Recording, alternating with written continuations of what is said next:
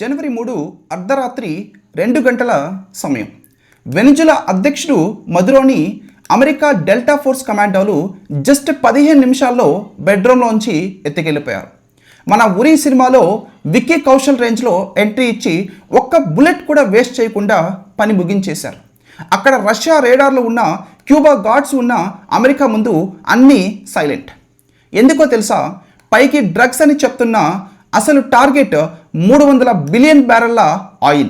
దెబ్బకి Venezuela oil ఇప్పుడు America గుప్పెట్లోకి వెళ్ళిపోయేదానికి అవకాశం ఉందని మనం చెప్పొచ్చు.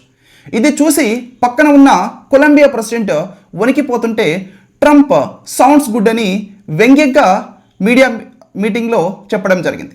ఇటు మన ఇండియాకి కూడా రష్యా ఆయిల్ ఆపకపోతే 50% ట్యాక్స్ వేస్తా అని గట్టి వార్నింగ్ ఇచ్చాడు. బలం ఉన్నోడిదే రాజ్యం అని అమెరికా మళ్ళీ ప్రూవ్ చేసింది. దీనిపై మీ అభిప్రాయం ఏంటి? కామెంట్ చేయండి.